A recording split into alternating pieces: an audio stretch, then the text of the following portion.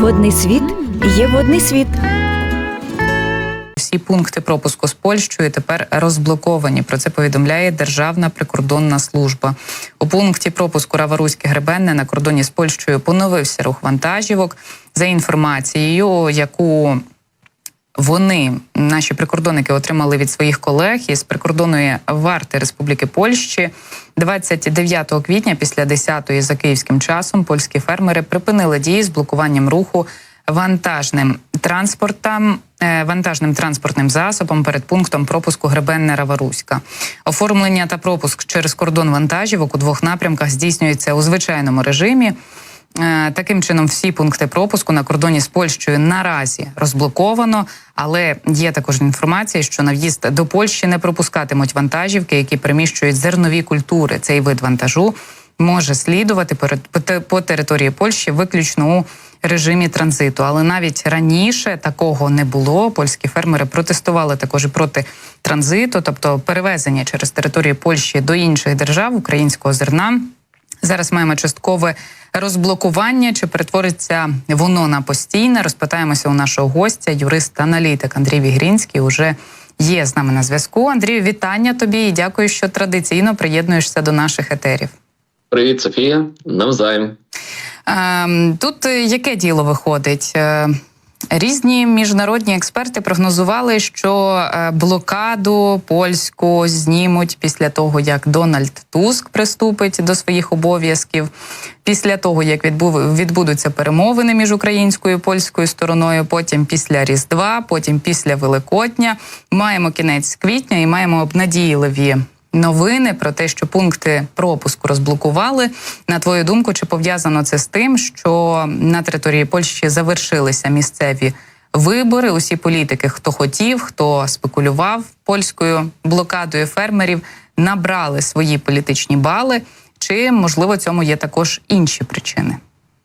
Я думаю, насправді, що це надто вузький погляд виключно на політичну проблематику, пов'язану з виборами, чи то парламентськими, бо в Польщі ще президентські на носі. І за такою логікою цей процес буде, на носі мається на увазі десь протягом року, да? За такої умови відповідні блокади будуть продовжуватись. Я думаю, що насправді це не питання виключно політики, тому що, скажімо, самі блокувальники, вони не очікували політичного лідерства. Тобто це були представники бізнесу, це були фермери, це були логісти, і це були серед них, в тому числі, зазивали агітатори, які цей весь стихійний процес фактично очолювали.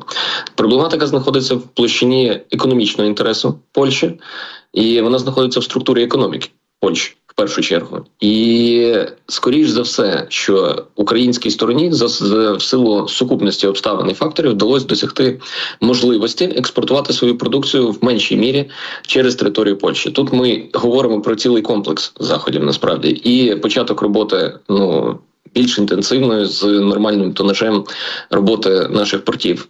Тобто експорту продукції через Чорне море, плюс покращення залізничного сполучення через Молдову, яке також є альтернативним логістичним маршрутом, і як наслідок навантаження на Польщу починає поступово знижуватись. Плюс є організаційні заходи, які вживаються уже Європейським Союзом, і в тому числі надаються певні можливості, пов'язані з квотуванням для поляків перевезення наших вантажів. Ні один захід, він не може бути самостійно уніфікованим, як рецептом. Тут ціла сукупність заходів. І тому, допустимо, напруга до певної міри знижується. Можливо, дійсно під впливом фактору виборів, під впливом загострення політичної риторики до цієї теми ще будуть повертатися. Але так чи інакше ми розуміємо, що Польща розглядає українську сільськогосподарську продукцію як загрозу для власної економіки, для власного фермерства і для власних зайнятих осіб в економіці. Тому тут навряд чи ми зможемо говорити про те, що поляки скажуть, що ви знаєте, давайте воно нехай все їде так, як їхало, і причому в тому числі їде до нас. Ми ж зараз приймаємо заходи, які пов'язані з контролем за логістикою, тобто щоб наша продукція не залишалася фактично на території Польщі, щоб вона, якщо прямує транзитом через територію Польщі, то відповідні суверенні органи якраз відслідковують те, що в'їхало, те, власне кажучи, з Польщі і виїхало в напрямку іншої країни, чи, допустимо, портів там Греції, Середземного моря і так далі.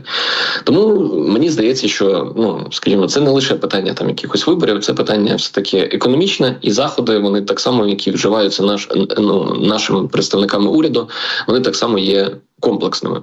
Як альтернативні маршрути, так і в тому числі організаційні заходи і домовленості, поступки, на які ми так чи інакше йдемо.